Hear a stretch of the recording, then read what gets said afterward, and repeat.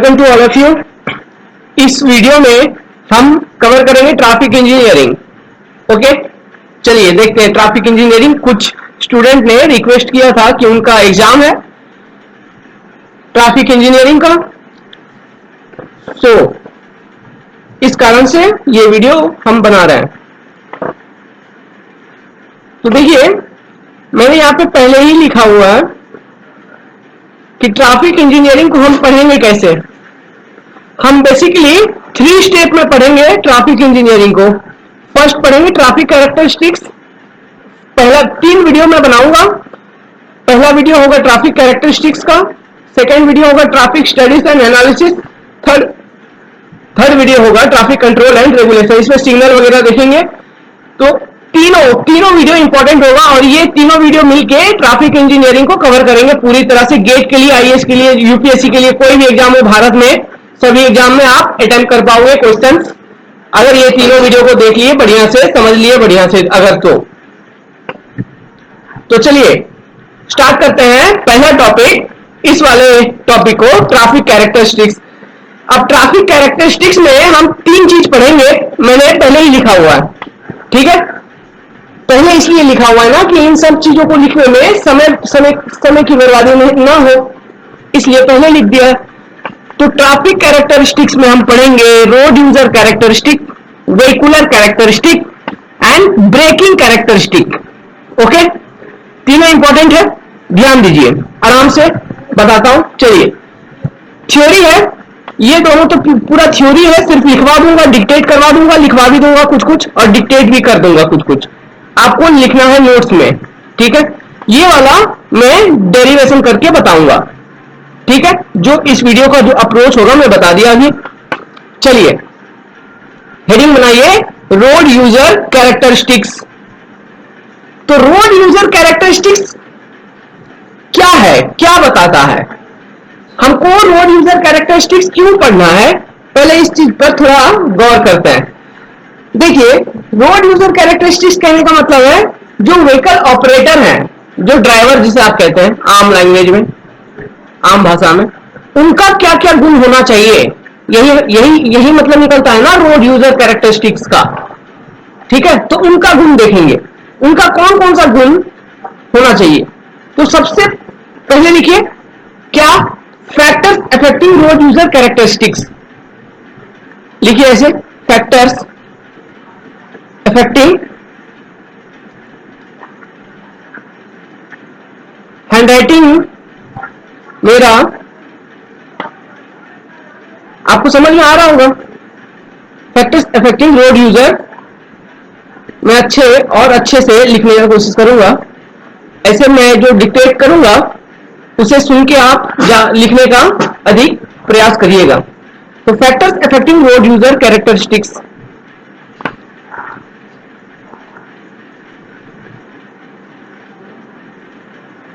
Okay. सबसे पहला factor होगा physical factors. Okay, road user का फिजिकल फैक्टर को हमको ध्यान में रखना है। जब हम ट्रैफिक डिजाइन करेंगे तो फिर कौन कौन से वो फिजिकल फैक्टर हैं जो हमें ध्यान में रखना है। कुछ फिजिकल फैक्टर हैं, आप बताओ। आपको एक चीज ध्यान में अगर होगा, आपने ड्राइविंग लाइसेंस बनवाया अपना, तो वहां पे विजन चेक किया जाता है। ठीक है, तो सबसे पहला फिजिकल कैरेक्टरिस्टिक्स है विजन। ओके, विजन क्यों, ताकि रोड पर जो सिग्नल है, साइन वगैरह जो है, वो सब दिखे एक रोड यूजर को। ठीक है, समझ में आया, इसलिए विजन एक इंपॉर्टेंट रोड यूजर कैरेक्टरिस्टिक्स है। इसके बारे में डिटेल में बताऊंगा अभी, आप लिख लो पहले। विजन, हियरिंग, हॉर्न वगैरह सुन पाना चाहिए। ठीक है, एक ड्राइवर अगर बहरा होगा तो सोचो वो हॉर्न ही नहीं सुन पाएगा। देखिए, ये लैंग्वेज मैंने जो अभी यूज किया, हियरिंग इम्पेयर्ड अगर है इंसान, तो क्या वो ड्राइवर अच्छा हो सकता है? नहीं, हॉर्न वगैरह नहीं सुन पाएगा, एक्सीडेंट होने का चांसेस ज्यादा है। तो हमको ट्रैफिक डिजाइन करना है तो रोड यूजर का कैरेक्टरिस्टिक्स को ध्यान में रखना है कि क्या रोड यूजर सुन पा रहा है या नहीं सुन पा रहा है, ये सब चीजों को भी ध्यान में रखा जाता है। ठीक है, तो वही है फिजिकल। तो उसमें सबसे पहला विजन, सेकंड हियरिंग, हियरिंग सुन पाना, हियरिंग। ठीक है, strength and general reaction to the traffic situation. Okay, मतलब ताकत, क्या उसमें ताकत है, क्या वो व्हीकल को ऑपरेट कर पाएगा। अभी एक इंसान एकदम बहुत पतला दुबला सा, उसे ट्रक चलाने में प्रॉब्लम होगी ना, है कि नहीं, समझो। अभी बहुत बहुत पतला इंसान है, वो बुलेट लेके निकल गया रोड पर, कैसा लगेगा आपको? अजीब लगेगा ना। तो ये सब अजीब ना लगे, इसलिए जब आपको ड्राइविंग लाइसेंस दिया जाता है, आपको कहा जाता है कि आपका गाड़ी कौन सा है, ये भी पूछा जाता है। ठीक है, आप कौन सा व्हीकल चलाते हैं, ये भी पूछा जाता है, यही कारण है। ठीक है, ताकि रोड एक्सीडेंट से बचा जा सके। ओके, तो थर्ड पॉइंट है strength and general reaction to the traffic situation. Strength ताकत, मजबूती, एंड जनरल रिएक्शन, ये रिएक्शन के बारे में मैं बताऊंगा। पाइप टाइम होता है कुछ, पाइप कैरेक्टरिस्टिक्स बताऊंगा, हर एक चीजों के बारे में बताऊंगा, सिर्फ ध्यान देना है। Strength and general reaction to traffic situation.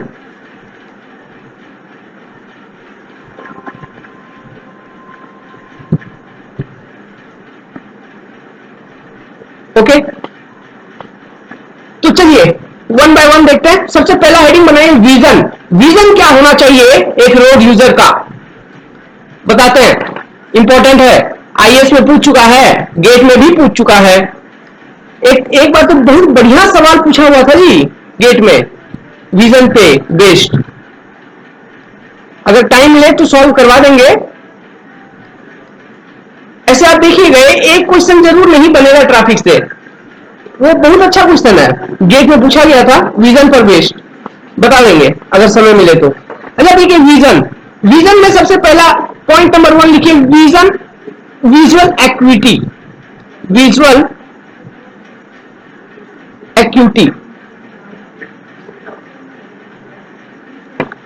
Visual equity कहने का मतलब हुआ ये कि मतलब एक पर्सन, ठीक है, एक पर्सन का नॉर्मल विजन क्या होना चाहिए जिसे ट्रैफिक पर, जिसे व्हीकल ऑपरेट करने का परमिशन दिया जाए। सिंपली समझाया, ठीक है, मतलब सरल लैंग्वेज में कहो तो ये हुआ विजुअल एक्विटी का मतलब।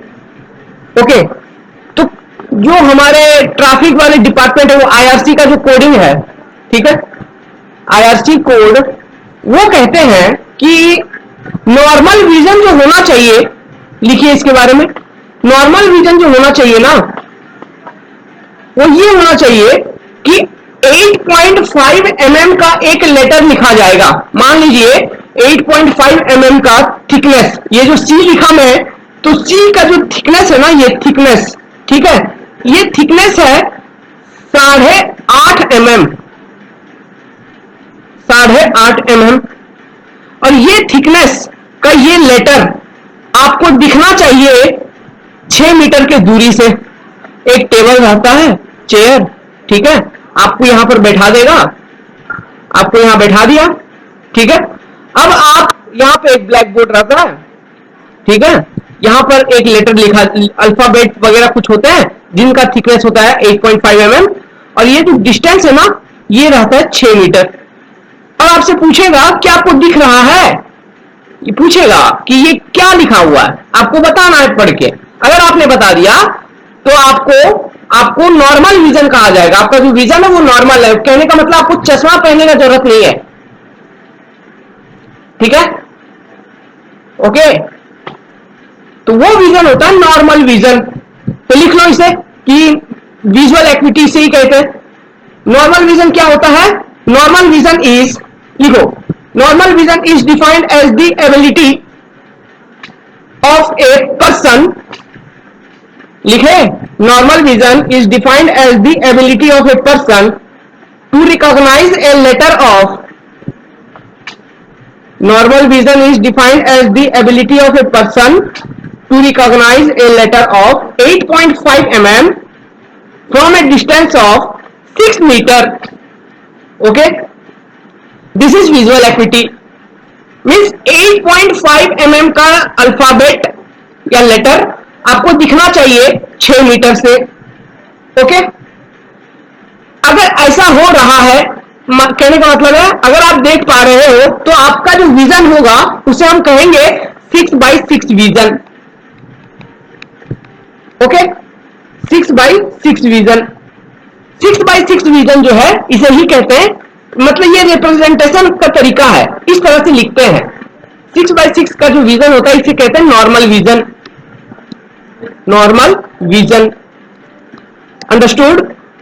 This is normal vision. तो लिख लो, a person with normal vision, second point number 2, a person with normal vision is said to have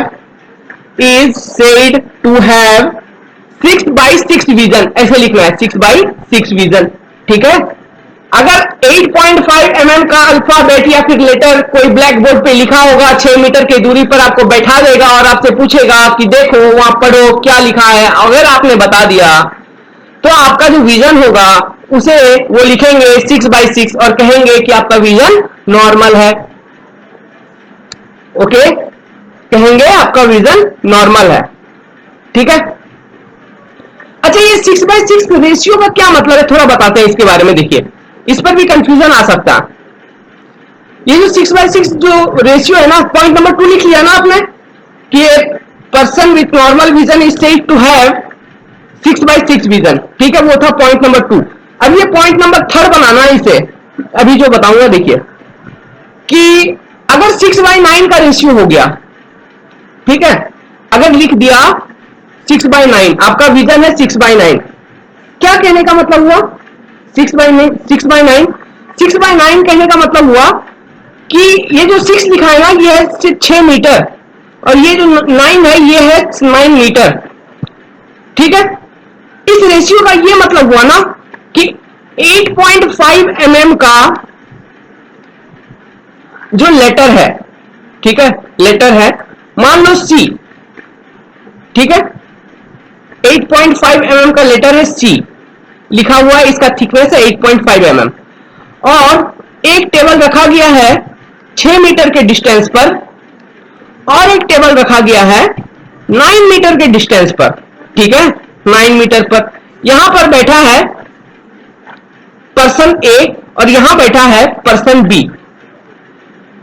अब हुआ क्या कि पर्सन ए 6 मीटर से इस लेटर को रिकॉग्नाइज कर पा रहा है. समझ में आ रहा? पर्सन ए 6 मीटर से 8.5 mm के थिकनेस का जो लेटर लिखा गया है उसे रिकॉग्नाइज कर लिया. ओके, और पर्सन बी जो 9 मीटर की दूरी पर बैठा है इसने भी रिकॉग्नाइज कर लिया. दोनों अलग अलग हैं, दोनों अलग अलग पर्सन हैं, दोनों अलग अलग हैं, डिफरेंट है, इसलिए तो ए और बी लिखा. तो हुआ क्या कि 6 मीटर के डिस्टेंस पर जो पर्सन ए बैठा है इसने भी बता दिया कि सी लिखा हुआ है और 9 मीटर के डिस्टेंस पर जो पर्सन बी बैठा है इसने भी बता दिया कि सी लिखा हुआ है. अब मुझे बताओ किसका विजन ज्यादा अच्छा है? बताइए किसका विजन ज्यादा अच्छा है? कौन अच्छे से देख पा रहा है? क्या पर्सन बी अच्छे से देख पा रहा है? उसका विजन ज्यादा अच्छा है. क्यों? क्योंकि वो सेम अल्फाबेट, सेम लेटर को 9 मीटर की दूरी से देख रहा है. हाँ, यदि आप ए को 9 मीटर पे बैठा देंगे तो वो नहीं देख पाएगा. ठीक है, तो 6/9 लिखने का ये मतलब निकलता है. समझ में आया? ये कॉन्सेप्ट है 6/9 लिखने के पीछे. ठीक है, तो 6/9, तो 6 क्या हो गया? 6 मीटर पर जो बैठा है वो है कौन? एबनॉर्मल हो गया. अब एबनॉर्मल इंसान. और 9 मीटर की दूरी पर जो बैठा होगा वो क्या होगा? नॉर्मल. क्योंकि वो अधिक दूरी से सेम अल्फाबेट को रिकॉग्नाइज कर पा रहा है, तो उसका विजन ज्यादा अच्छा है इन कंपैरिजन टू 6 मीटर पर जो रिकॉग्नाइज कर रहा है। ठीक है, तो पॉइंट नंबर थर्ड इसे लिखिए, मैं डिक्टेट करवाता हूं, ऐसे लिखिए third number point number third लिखिए कि ए पर्सन लिखिए, ए पर्सन, ठीक है, विथ 6/9, ठीक है, विजन 6/9 का अगर विजन है एक पर्सन का, ओके, 6 कौन देख रहा है, 6 हो गया आप एबनॉर्मल, ऐसे लिख लो, याद रहेगा। 9 कौन हो गया, नॉर्मल, ठीक है। विजन अगर 6/9 आपका विजन आ गया तो क्या होगा, हैज पुअर विजिबिलिटी, तो हम क्या कहेंगे, poor visibility. A person with 6/9 vision has poor visibility then normal vision.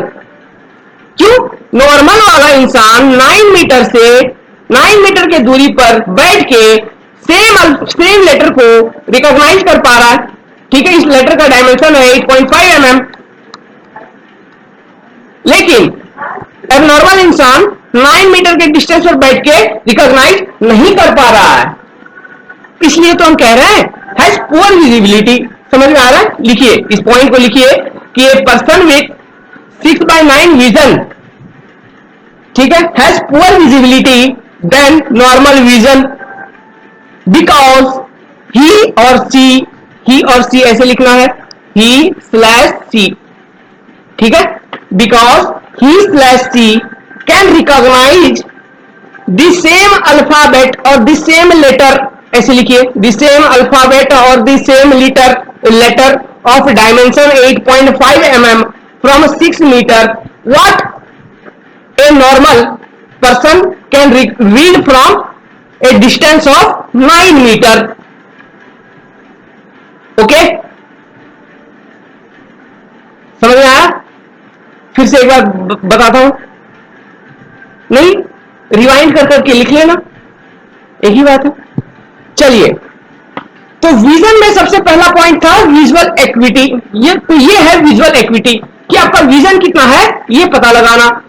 तो एक चीज आपको समझ में आ गया ना, 6/6 का मतलब क्या हुआ, नॉर्मल विजन से क्यों कहे, इसलिए कहे क्यों ये आप है, ऊपर वाला आप है और नीचे उनका स्टैंडर्ड पर्सन है, कोई नॉर्मल पर्सन जिसे उन लोगों ने चूज किया हुआ है, तो उनका आदमी सेम अल्फाबेट को 6 मीटर की दूरी पर देख पा रहा, आप भी देख पा रहे हो, तो आप हो गए नॉर्मल, मतलब आपका विजन हो गया नॉर्मल विजन। अगर नहीं तो थर्ड वाला पॉइंट, ठीक है, तो विजुअल एक्विटी वाला पॉइंट खत्म हुआ, समझ में आया? नहीं समझ में आया अगर तो डाउट पूछ लेना वीडियो के नीचे, ऐसे मुझे नहीं लगता है कि आपको समझ नहीं आया होगा। चलिए आगे, सेकेंड लिखिए, विजन के अंदर सेकेंड लिखिए पेरिफेरल विजन। क्या लिखना है, हेडिंग बनाइए, second peripheral vision. Peripheral vision, peripheral vision क्या होता है? अच्छा ये देखो, आप देखिए, अगर कोई लेडीज है या फिर कोई मैडम बैठी हुई है तो वो स्कूटी चलाती होंगी, अगर कोई साहब बैठा है इस वीडियो को देखने तो बाइक चलाता होगा, ठीक है। अच्छा जब तुम बाइक चलाते हो, मान लो 100 की गति में चलाया, 110 पर चला रहे हो, तो आपको तो सामने एकदम डायरेक्ट आपके सामने तो नजर आता ही आता है, अगल बगल लेटरल डायरेक्शन में भी कुछ नजर आता है, थोड़ा मोड़ा लग रहा होता ना कि रोड पे चला रहे हो, अगल बगल खेत है तो आपको लग रहा होता है कि खेत पीछे जा रहा है, तो वो खेत आपको दिख रहा है, वो जो फील्ड है वो सब दिख रहे हैं आपको, अगल बगल जो आपके रोड साइड में जो ट्री है वो दिख रहे हैं आपको, ठीक है। तो ये जो विजन है ना, इसी को हम कहते हैं पेरिफेरल विजन, ठीक है। तो पेरिफेरल विजन का कोण बनता है, कोण मतलब समझते हो, ऐसा कोण, ठीक है, ये डिग्री होता है एंगल ऑफ कोण, तो ये कोन बनता है पेरिफेरल विजन का। तो वो कोन कैसे बनता है उसे देखेंगे, और वो कोन कौन कौन से होते हैं, इस पर क्वेश्चन पूछा हुआ है, इस पर क्वेश्चन पूछा हुआ है, इंपॉर्टेंट है, ऐसे ही नहीं बता रहे, कुछ ना कुछ है। तो देखिए पेरिफेरल विजन का जो कोण बनता है,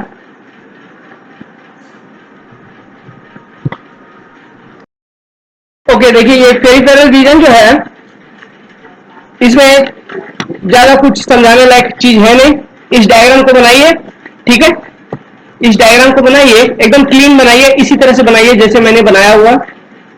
ये आपका आई है, ये आपका वो ब्लैक पोर्शन रेटिना, रेटिना के एकदम सेंटर से एक कोण निकल रहा है 3 डिग्री का, सेकेंड कोण है 10 से 12 डिग्री का, ठीक है। ये दो कोण बनाइए। ये जो स्ट्रेट लाइन में दिखाया हूं जो सेंटर ऑफ रेटिना से पास हो रहा है एकदम स्ट्रेट है, हॉरिजॉन्टल है, इसे कहते हैं लाइन ऑफ विजन। ये डायग्राम बनाइए, इसके बाद मैं डिक्टेट करवा दूंगा 5-6 पॉइंट, लिख लेना है, काम खत्म है, ज्यादा दिमाग नहीं लगाना इस पर। अगर आपको लगाना है तो लगाइए, कोई बात नहीं है, लेकिन मैं जितना डिक्टेट कर दूंगा उतना लिख लेना। देखिए डायग्राम बना लिया, अब लिखो। सबसे पहला पॉइंट लिखिए, फर्स्ट पॉइंट कि शार्पर विजन, ठीक है, sharper vision is concentrated in the. Sharper vision कहने का क्या मतलब हुआ ना कि आप जब बाइक चला रहे हो, आप जब व्हीकल चला रहे हो, ठीक है, तो आपके सामने एकदम मस्त दिखता है क्या, एकदम साफ साफ दिखता है क्या, ठीक है। वो जो साफ साफ दिखता है ना आपके सामने, वो दिखता है इस वाले कोण में। ये जो 3 डिग्री का कोण बनता है, इस कोण के अंदर जो भी ऑब्जेक्ट आते हैं ना, आप जब व्हीकल चला रहे हो तो तब वो ऑब्जेक्ट आपको क्लियरली दिखते हैं, एकदम क्लियर दिखते हैं, मतलब शार्प विजन, अच्छा विजन, ठीक है।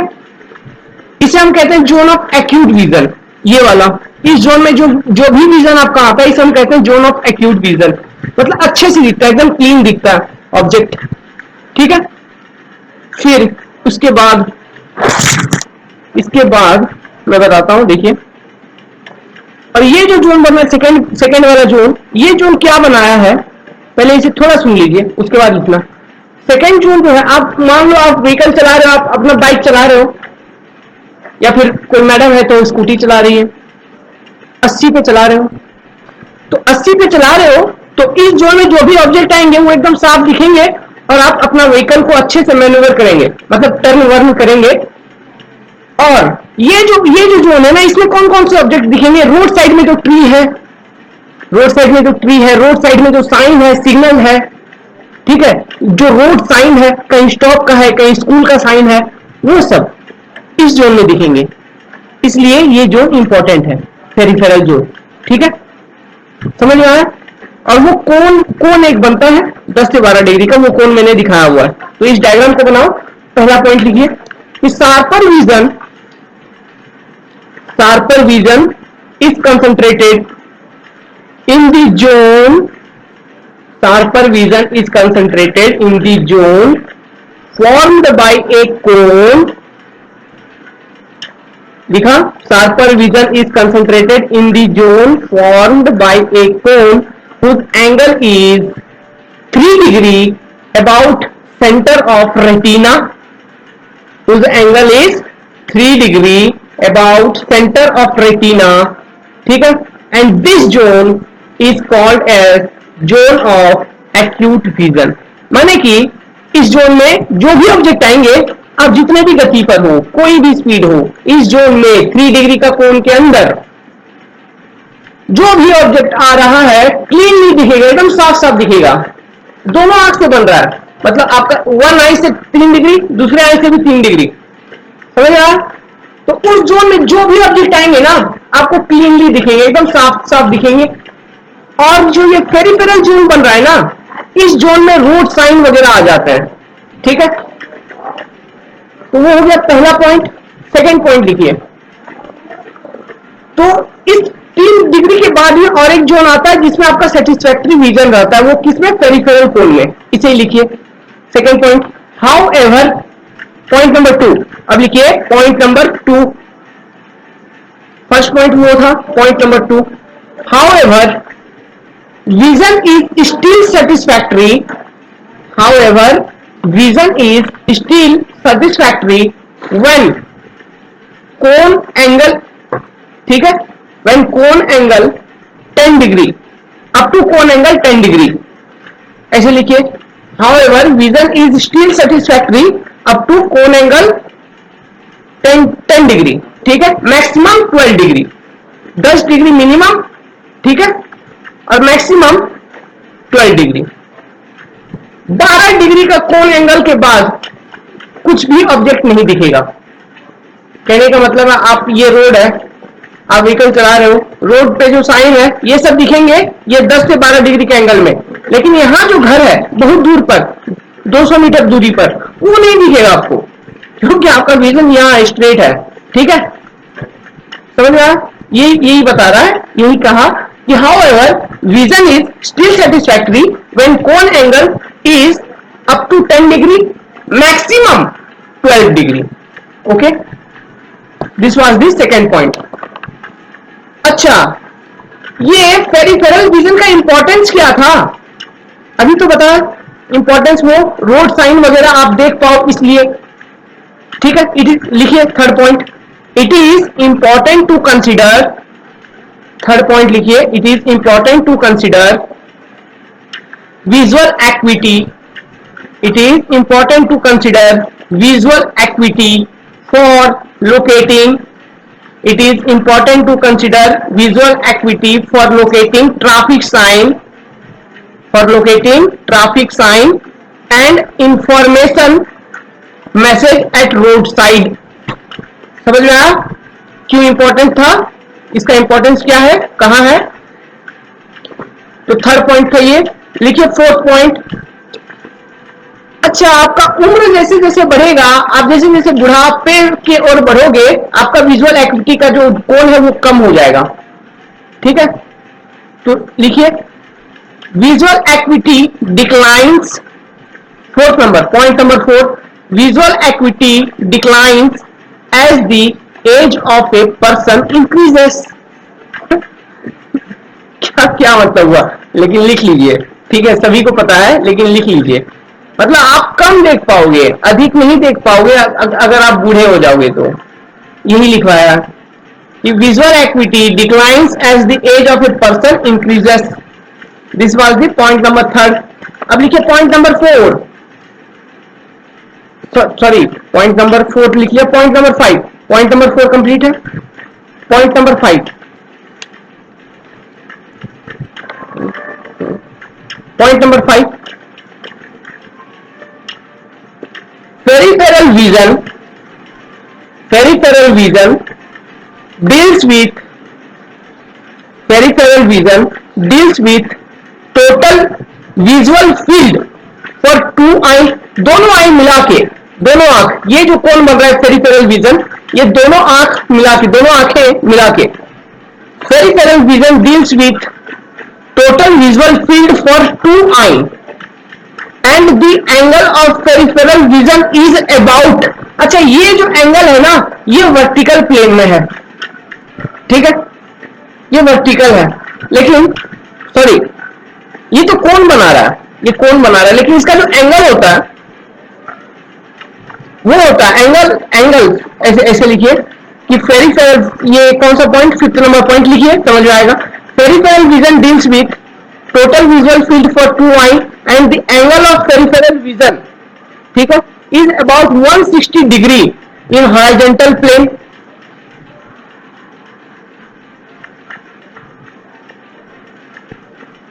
ये 160 degree in horizontal plane, okay, in horizontal plane and 115 degree 115 degree in vertical plane। कहने का मतलब है ये,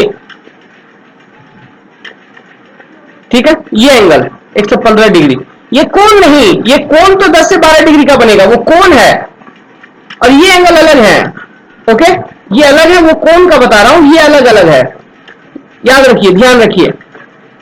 क्या लिखा पॉइंट नंबर 5 कि peripheral vision deals with total visual field for two eye and the angle of peripheral vision is about 160 degree in horizontal plane and 115 degree in vertical plane. और ये जो एंगल है ना, एंगल ऑफ पेरिफेरल विजन, आप जैसे जैसे speed बढ़ाओगे ये angle कम होते जाएगा।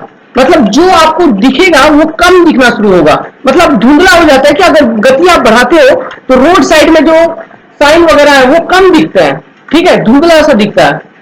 क्यों दिखता है? क्योंकि आप speed, with increase in speed the angle of peripheral vision declines.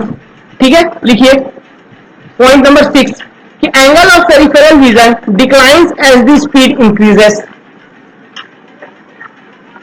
Okay, लिख लीजिए angle of peripheral vision declines as the speed increases. Okay, clear है? तो ये था आपका पहला पॉइंट, विजन। ठीक है, विजन वो भी किसके अंदर था? फिजिकल के अंदर। दूसरा, रोड यूजर कैरेक्टरिस्टिक्स में सेकेंड पॉइंट लिखिए, मेंटल कैरेक्टरिस्टिक्स। मेंटल, पहला था फिजिकल, सेकेंड था रोड यूजर कैरेक्टरिस्टिक्स का सेकेंड मेंटल। मेंटल कहने का मतलब आपका मानसिक अवस्था। ठीक है, जैसे कि नॉलेज, आपका ज्ञान कितना है, ये चीज चेक किया जाता है, आपका नॉलेज कितना है, क्या आप पढ़ पा रहे हो, रोड साइन जो है उसका मतलब समझ पा रहे हो, नॉलेज। ठीक है, नॉलेज। फिर स्किल, आपके अंदर कितने गुण हैं, कितने तरह की कला है, स्किल। इंटेलिजेंस, आप कितने चालाक हो, आप कितने चतुर हो।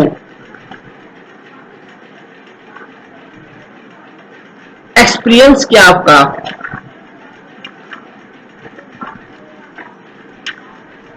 ठीक है। फिर लिटरेसी, ये सब है कुछ मेंटल कैरेक्टरिस्टिक्स एक रोड यूजर का। इसमें ज्यादा डिटेल नहीं जाना है, एग्जाम में आ जाए कभी कभी 5 नंबर का शॉर्ट नोट्स, ठीक है, कि right A short notes on road user characteristics, ऐसे लिख लेना है। विजन को थोड़ा डिस्क्राइब करना है, दोनों चीज बताना है। वो विजुअल एक्यूटी वाला नॉर्मल विजन थोड़ा डिस्क्राइब कर दीजिएगा, पेरिफेरल विजन बता दीजिएगा। फिर सेकेंड पॉइंट लिखिएगा मेंटल, मेंटल में ये 5-6 पॉइंट इंक्लूड कर दीजिएगा। ठीक है, ओके। और यदि आप किताब से पढ़े हो, बुक से, तो नॉलेज, तो इसके ऊपर 1-2 लाइन लिख लेना, इसके ऊपर 1-2 लाइन लिख लेना। स्किल, किस किस तरह के स्किल होना चाहिए, ठीक है, क्या आप अच्छे से गाड़ी को, मतलब व्हीकल को ऑपरेट कर पा रहे हो, ब्रेक लगा पा रहे हो, यही सब। आपका इंटेलिजेंस कितना है, ठीक है, मतलब आप क्या वो जो व्हीकल का रीडिंग वीडिंग है वो समझ पा रहे हो, समझ आ रहा है, जो भी आपका नोटिफिकेशन है वो क्या उसे देख पा रहे हो, अच्छे से कैच कर पा रहे हो, ये सब ऐसे बना के लिख लेना है, कोई बड़ी बात नहीं है, इतना तो लिख ही सकते हैं आप लोग।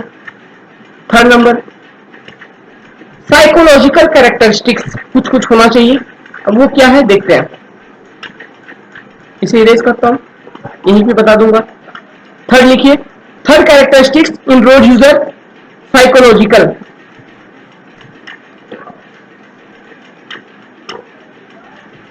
साइकोलॉजिकल कैरेक्टरिस्टिक्स में पहला पॉइंट लिखिए अटेंटिवनेस, अटेंटिवनेस, फियर, डर, attentiveness first point. Second point fear, anger, emotion, superstitions.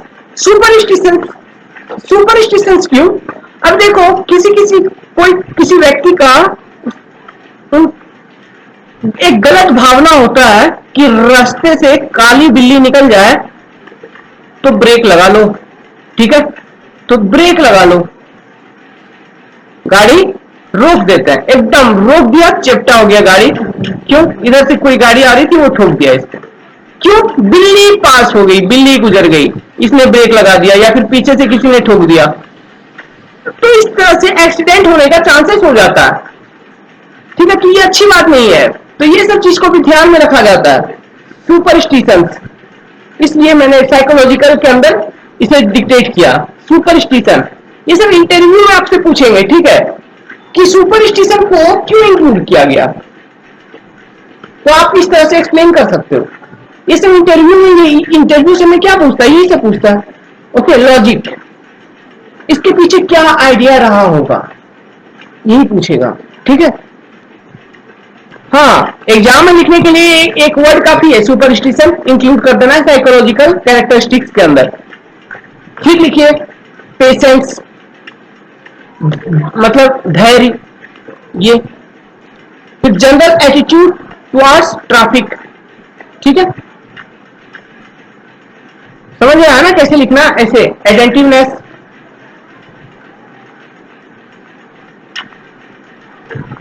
Fear, anger, emotion, superstitions, patience, general attitude towards traffic, ठीक है, एक्सेट्रा। इस तरह से लिखना है। फिर fourth characteristics, road user characteristics के अंदर फोर्थ नंबर, ये लिखिए, इन्वायरमेंटल। कुछ इन्वायरमेंटल फैक्टर्स हैं जो अफेक्ट करते हैं रोड यूजर को। Environmental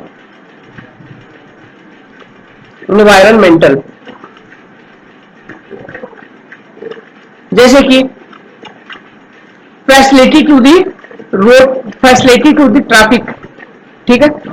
atmospheric condition and locality. First point, facility to the traffic. Facility to the traffic कहने का मतलब है कि रोड मार्किंग वगैरह, रोड साइन वगैरह, ठीक है, डिवाइडर बीच में है या नहीं है, लेन अच्छे से दिख रहा है या नहीं दिख रहा है, सिग्नल अच्छा है या नहीं है, ठीक है, मतलब सिग्नल आपको दिख रहा है या नहीं दिख रहा है, प्रॉपर टाइम पे वो ग्रीन हो रहा है या नहीं हो रहा है, ये सब facility to the road traffic. Overtaking करने के लिए स्पेस है या नहीं है, ओवरटेकिंग जोन है या नहीं है, ये सब होता है फैसिलिटी, ठीक है। Facility to the traffic, parking है या नहीं है। हाँ, तो ये एक वर्ड में इंक्लूड हो गया, एक सेंटेंस में आ गया कि facility to the traffic under environmental condition. पानी जो रोड पे बारिश वारिश हुआ, क्या वो रोड से वो ड्रेन हो रहा है या नहीं है, नहीं हो रहा है, ये सब, ठीक है।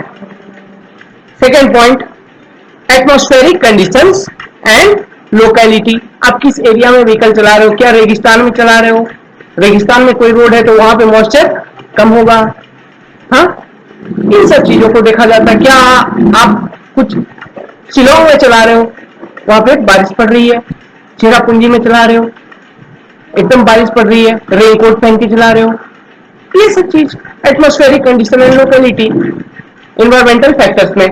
तो ये सब चीज अफेक्ट करते हैं एक रोड यूजर का कैरेक्टरिस्टिक्स को, और इन सब चीजों को ध्यान रखा जाता है ट्रैफिक डिजाइन के अंदर। ओके, क्लियर है। तो ये था हमारा पहला point, road user characteristics complete. Now second point under traffic characteristics जो हमको पढ़ना था, क्या पढ़ना था, वेहिकुलर कैरेक्टरिस्टिक्स, ठीक है। Vehicular characteristics, vehicular characteristics, vehicle का आप गुण पढ़ेंगे, ठीक है। व्हीकल का कौन कौन सा पैरामीटर है, क्या प्रॉपर्टीज है जो ट्रैफिक को अफेक्ट करता है, ये देखेंगे। तो बच्चा, सबसे पहले चलिए, तो बच्चों वाली बात है, मैं बताता हूं। एक व्हीकल बनाते हैं, देखिए व्हीकल डायमेंशन, कौन कौन से डायमेंशन होते हैं व्हीकल के, 3 डायमेंशन होंगे। देखिए मैं पॉज करके व्हीकल बनाता हूं। हाँ, तो देखिए ये है एक व्हीकल, मैंने एक व्हीकल आपको बना के दिखा दिया। तो देखिए इसका डायमेंशन हम देखेंगे, तो हेडिंग बनाइए व्हीकुलर कैरेक्टरिस्टिक्स के अंदर व्हीकुलर डायमेंशन, व्हीकल डायमेंशन, ठीक है, व्हीकल डायमेंशन, व्हीकल डायमेंशन।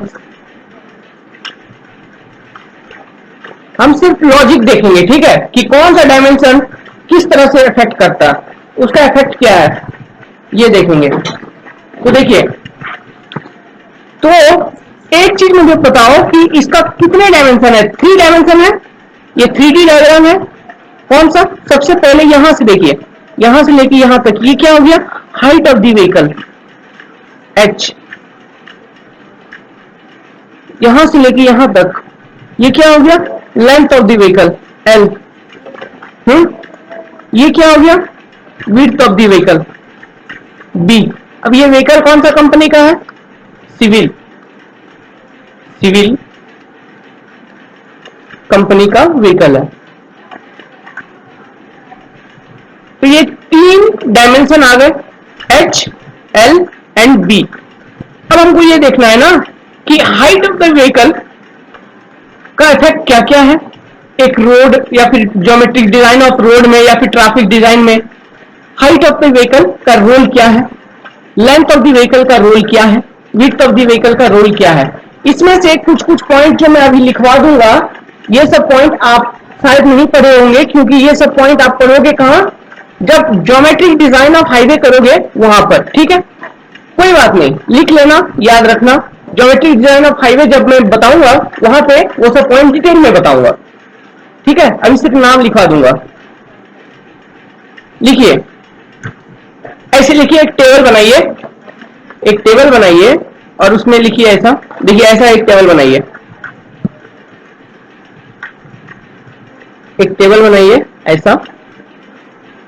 इसमें लिखिए डायमेंशन, दो कॉलम बनाइए, एक में लिखिए dimension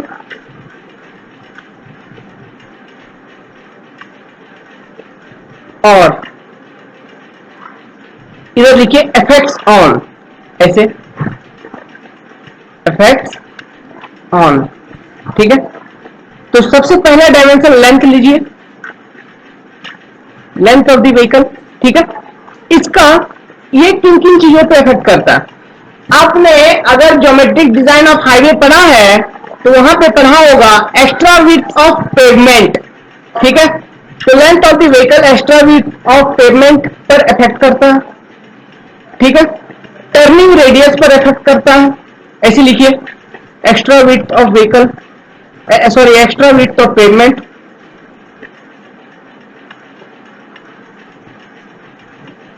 extra width of pavement comma turning radius. ये सब ज्योमेट्रिक डिजाइन जब पढ़ाएंगे ना वहां बताएंगे, तो अभी सिर्फ नाम याद रखना है, टर्निंग रेडियस। पार्किंग, ठीक है, ये ट्रैफिक में आएगा, पार्किंग कॉमा कैपेसिटी। कैपेसिटी क्या? वॉल्यूम, वॉल्यूम या फिर रोड ट्रैफिक इंटेंसिटी, ये सब होता है वॉल्यूम कैपेसिटी, एक्चुअली वॉल्यूम।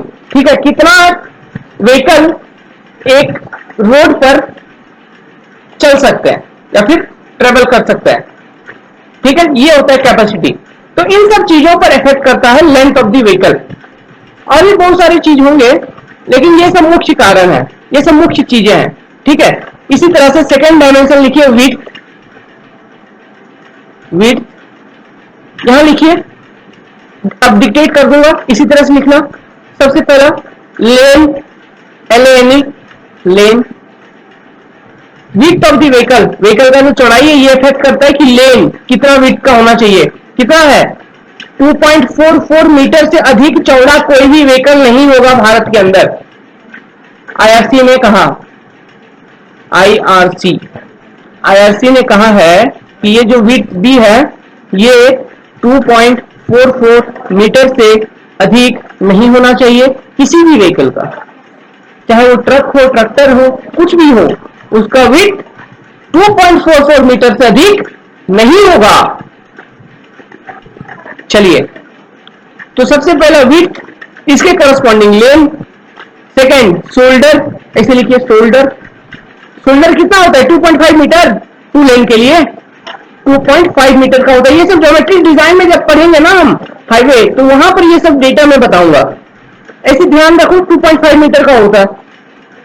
फिर विड्थ भी इफेक्ट करता है किसको? पार्किंग फैसिलिटी को। लिखिए पार्किंग फैसिलिटी।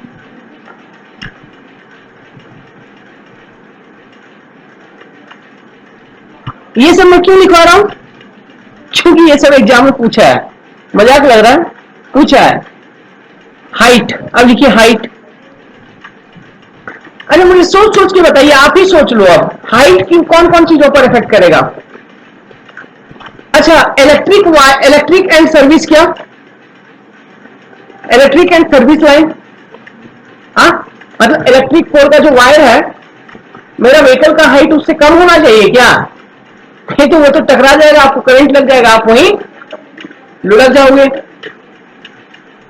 ऐसा ना हो, ऐसा ना हो, इसलिए हाइट हाइट को रेगुलेट किया गया। ठीक है, हाइट ऑफ द व्हीकल का भी एक टेबल है जो मैं बताऊंगा। हाइट ऑफ द व्हीकल यहां नहीं, वो सब डिजाइन ऑफ ज्योमेट्रिक डिजाइन में बताऊंगा, वहां पे बताऊंगा। ठीक है, अभी ध्यान में रहे कि हाइट हाइट किस चीज पर इफेक्ट करता है? Electric and service line, over and under structure, मतलब ब्रिज वगैरह, ठीक है, सुरंग, टनल, इन सब चीजों पर ओवर एंड अंडर स्ट्रक्चर। ठीक है, तो 2 पॉइंट हो गया, electric and service line, comma, over and under structure. चलिए, तो ये तो हो गया डायमेंशंस के बारे में चर्चा। और एक चीज है क्या, और एक पॉइंट है, वेट ऑफ द व्हीकल।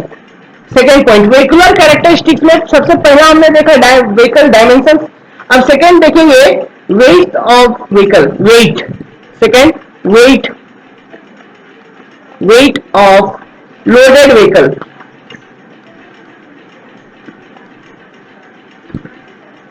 अच्छा, मुझे ये बताओ, वेट ऑफ लोडेड व्हीकल किस चीज को अफेक्ट करेगा? ये किस चीज के डिजाइन में इफेक्ट होगा इसका? Wait of the loaded vehicle को हम कंसीडर करेंगे इन डिजाइन ऑफ पेवमेंट। ठीक है, इन डिजाइन ऑफ पेवमेंट उसका थिकनेस कितना होना चाहिए? ठीक है, थिकनेस कितना होना चाहिए, है कि नहीं? तो ये इट अफेक्ट्स, ऐसे लिखिए, it affects the design of pavement, comma, thickness and grade, कितना ग्रेड आपको देना है, ग्रेडियंट, ऐसे लिखिए, इट अफेक्ट्स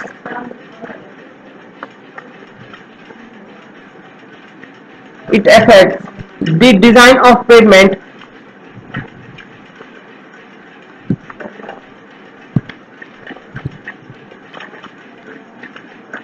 पेवमेंट समझ रहे हो ना?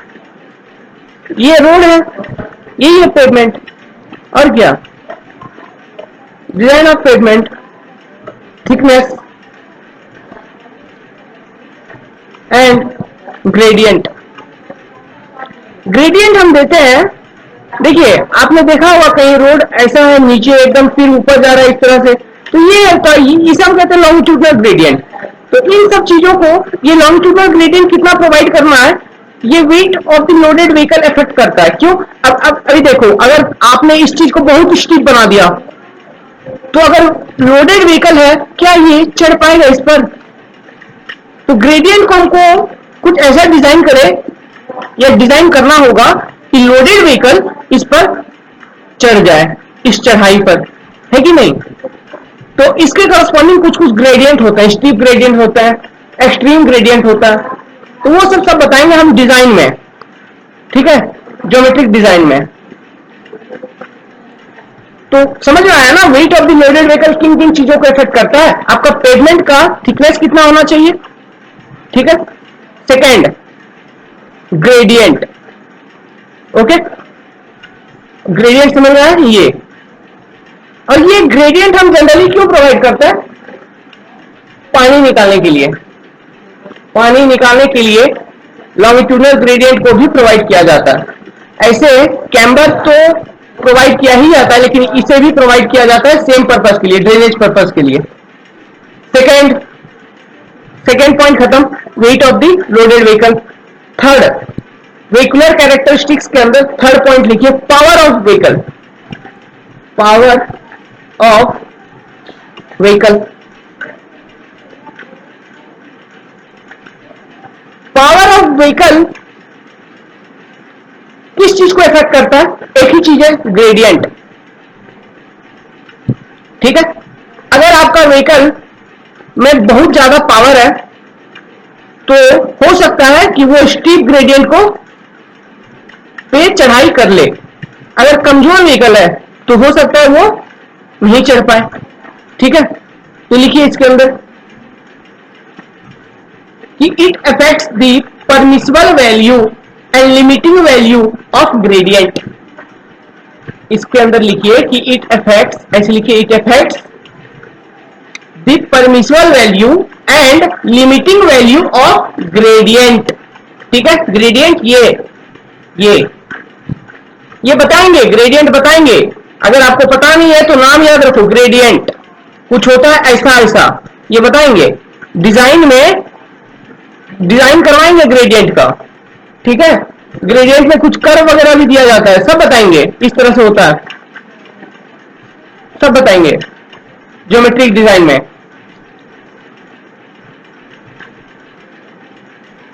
नाउ फोर्थ नंबर, ये तो बहुत इंपॉर्टेंट पॉइंट हो गया व्हीकल का, स्पीड ऑफ व्हीकल। ये तो ज्योमेट्रिक डिजाइन जब करवाऊंगा, ये सारे पॉइंट ज्योमेट्रिक डिजाइन में आ जाएंगे, एकदम डिटेल में आएंगे। Speed of vehicle, speed of vehicle, design speed. तो स्पीड ऑफ व्हीकल किन किन चीजों को इफेक्ट करता है, लिखना शुरू करिए। सारे के सारे पॉइंट ज्योमेट्रिक डिजाइन का है। स्पीड ऑफ व्हीकल इफेक्ट्स, ऐसे लिखिए, speed of vehicle effects. First point, site distances. ठीक है, super elevation, length of summit curve, length of summit curve, length of summit curve, summit curve, length of valley curve, length of valley curve. ठीक है, हम फिर design gradient, design gradient, फिर traffic control devices, traffic control devices, जो हमारा third video बनेगा इसी topic पर, ट्रैफिक कंट्रोल डिवाइसेस पर।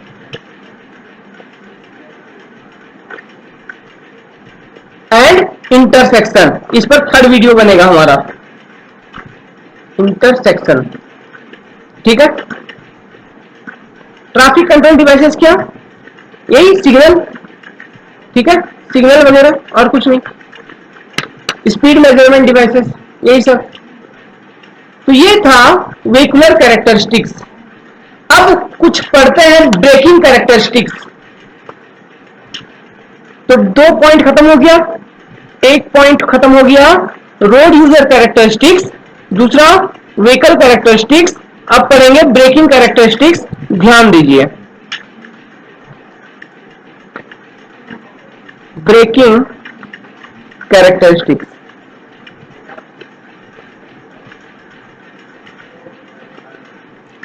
हेडिंग बनाइए, ब्रेकिंग कैरेक्टरिस्टिक्स, लिखना शुरू करिए।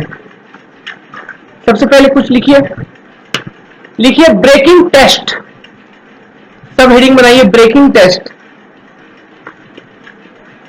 Breaking test.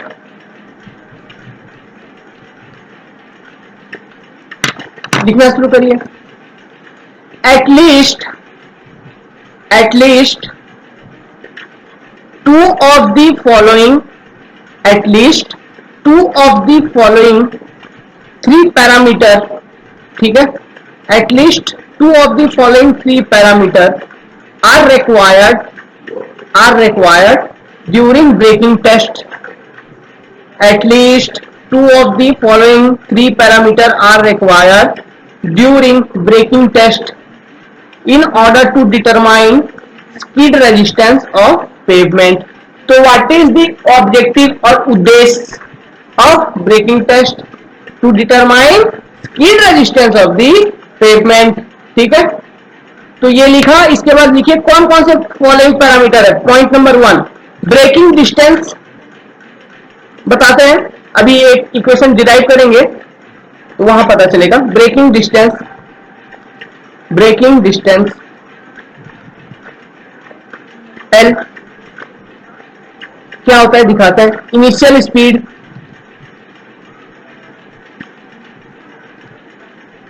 v, actual duration of brake applied, t माने कि time, actual duration of brake application,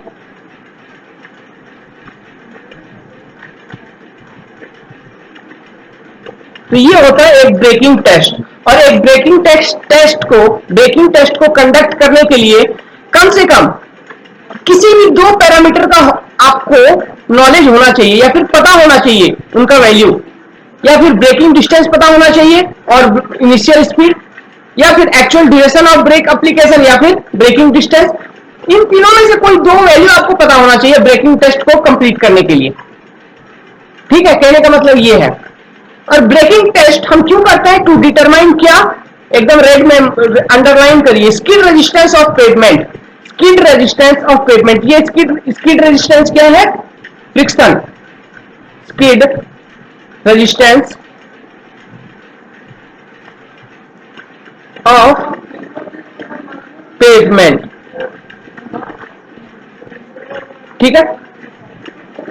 हाँ, तो अब क्या होता है ब्रेकिंग टेस्ट, इसे हम कंडक्ट करते हैं।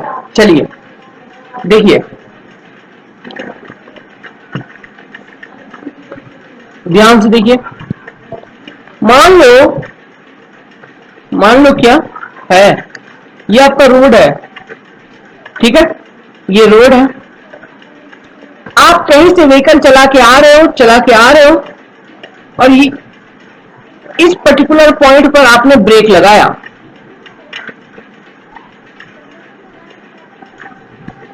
ठीक है। सेक्शन ए, मान लीजिए ये पॉइंट लोकेशन 1 है, सेक्शन 1 ठीक है। यहां पर आपने क्या किया? ब्रेक अप्लाई कर दिया, ब्रेक अप्लाइड, ठीक है। अब ब्रेक अप्लाई करने के बाद ये आपका जो व्हीकल है कुछ डिस्टेंस कवर की, ठीक है, कुछ लेंथ कवर की और जाके कंप्लीट स्टॉप हो गई।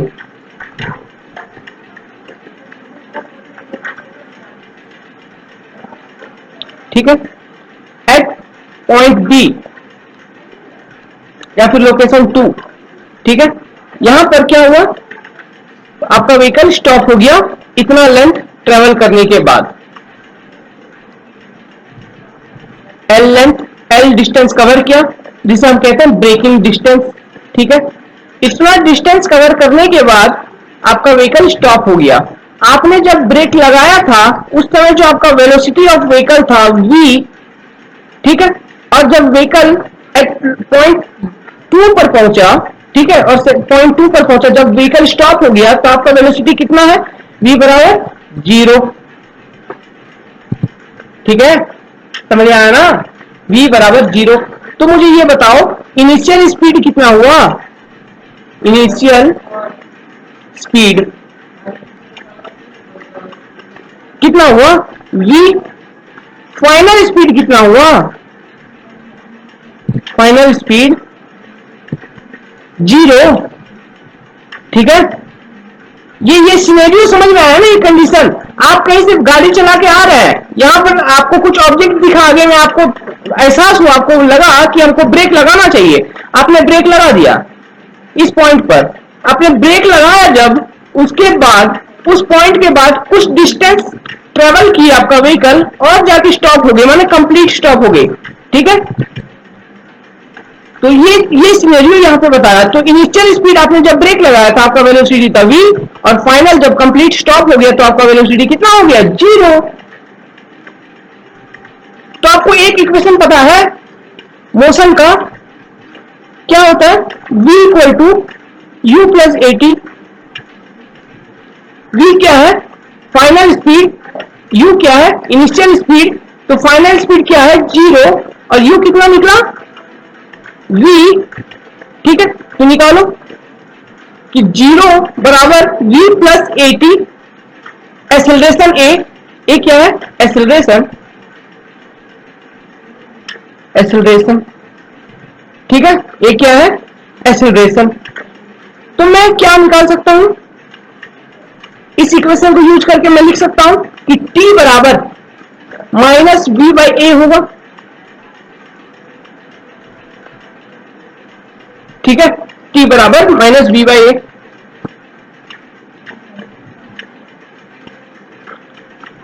अब देखिए और एक चीज होता है, ठीक है, और एक चीज होता है, या फिर ऐसे लिख सकते हैं क्या, ए बराबर माइनस वी बाई टी, एक ही बात है। ठीक है, आप जब ज्योमेट्रिक डिजाइन पढ़ोगे वहां पर ये लिखिए सेकेंड पॉइंट। अब ये हुआ फर्स्ट, ठीक है, ये फर्स्ट। अब सेकेंड लॉजिक, जब हम ज्योमेट्रिक डिजाइन पढ़ेंगे ना वहां पर मैं आपको एक डिस्टेंस निकाल के बताऊंगा जिसे हम कहेंगे ब्रेकिंग डिस्टेंस। ब्रेकिंग डिस्टेंस, ठीक है, braking distance. Braking distance BD का जो वैल्यू होता है वो निकल के आता है we square upon 2GF। 2GF, ठीक है, वी स्क्वायर अपॉन 2GF। इसे मान लो इक्वेशन 1। ओके, इसे मान लो इक्वेशन 1। अब जो हमारा कंडीशन है, जो हमने ब्रेकिंग टेस्ट किया, मतलब कि पॉइंट 1 पर ब्रेक लगाया, L डिस्टेंस कवर किया, पॉइंट 2 पर आते आते व्हीकल स्टॉप हो गया, इस कंडीशन को यूज करेंगे। तो आपको लेंथ फॉर्मूला पता है, आपको एक फॉर्मूला पता होना चाहिए। L बराबर होता है क्या, डिस्टेंस बराबर UT plus half AT square लिखेंगे, UT plus half AT square लिखेंगे। अब मैं क्या करूंगा, इसे L बराबर क्या है, UT, U क्या है यहां पर, VT plus half AT square. ठीक है, अब A के जगह मैं सब्स्टिट्यूट कर दूंगा क्या, जो मैंने पहले निकाला हुआ था, A बराबर माइनस वी बाई टी, इसे मैं सब्स्टिट्यूट करूंगा। इसे सब्स्टिट्यूट किया तो मुझे पता चला L बराबर VT, ठीक है, माइनस हाफ, ठीक है, इंटू क्या, V by T into T का स्क्वायर। तो L बराबर कितना, VT माइनस हाफ, ये कैंसिल, बचा क्या, VT, कितना बचा। तो फाइनली कितना हुआ, VT बाई 2। तो L बराबर कितना निकल के आ गया आपको, L बराबर VT बाई 2, ये मान लो इक्वेशन 2। अब क्या करिए, by equating equation 1 and 2। Equation 1 कौन सा है, L बराबर ब्रेकिंग डिस्टेंस बराबर वी स्क्वायर अपॉन 2GF, ठीक है, और इक्वेशन 2 कौन सा है, ये अभी जो निकल के आया। इक्वेट कर दीजिए, दोनों को बराबर करिए, तो क्या मिलेगा, VT बाई 2 बराबर क्या होना चाहिए, वी स्क्वायर ओवर 2GF। ठीक है, VT बाई 2 बराबर होना चाहिए वी स्क्वायर अपॉन 2GF। तो यहां से आपको एक चीज पता चल रहा है कि GF, ठीक है, बराबर होना चाहिए V बाई टी। क्या होना चाहिए, ये पता चल गया, ये रिलेशन मिल गया, GF होना चाहिए V बाई टी, और V बाई टी हमने क्या निकाला हुआ है, माइनस A।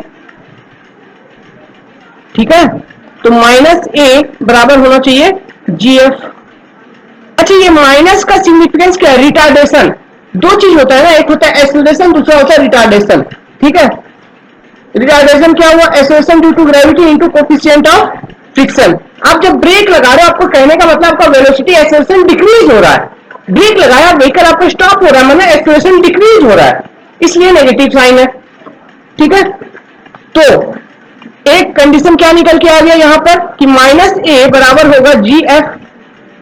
तो ये क्या होगा, रिटार्डेशन, रिटार्डेशन क्योंकि आप ब्रेक लगा रहे हो, आपका व्हीकल स्टॉप हो रहा है, तो रिटार्डेशन बराबर acceleration due to gravity, acceleration due to gravity into coefficient of friction, coefficient of friction. Okay, तो ये है आपका ब्रेकिंग टेस्ट, और ब्रेकिंग टेस्ट में आपको ये निकालना है। तो ये ब्रेकिंग टेस्ट जो है बहुत इंपॉर्टेंट टेस्ट है। अभी जो मैं डिराइव कर रहा है ना, ये बहुत इंपॉर्टेंट चीज है। ऑब्जेक्टिव पूछता है 2 नंबर का, गेट में न्यूमेरिकल आता है, ध्यान रहे। अच्छा, और एक चीज होता है ब्रेकिंग एफिशिएंसी, लिखिए। एक होता है ब्रेकिंग एफिशिएंसी, सब मीनिंग बनाइए, ब्रेकिंग एफिशिएंसी।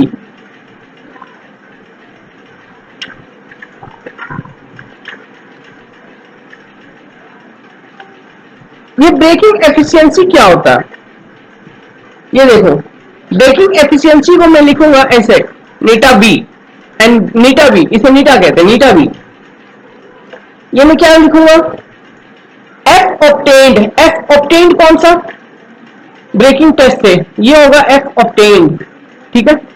ब्रेकिंग टेस्ट से जो फ्रिक्शन का वैल्यू आया उसे मैं कहूंगा एफ ऑब्टेन्ड, ठीक है, एफ ऑब्टेन्ड।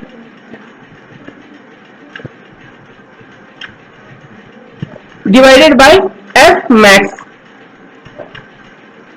तो ये होगा आपका ब्रेकिंग एफिशिएंसी, ठीक है।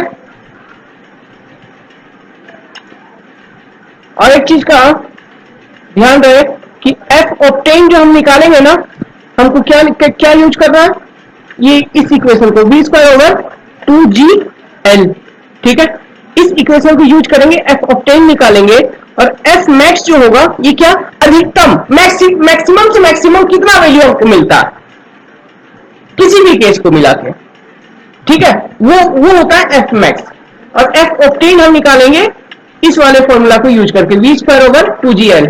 ये v क्या है, ये डिजाइन स्पीड होता है, डिजाइन स्पीड आपको क्वेश्चन में दिया होगा, डिजाइन स्पीड,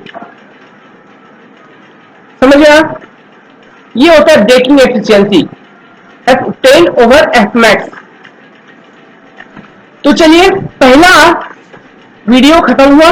अब सेकेंड वीडियो में हम बताएंगे ट्रैफिक स्टडीज एंड एनालिसिस।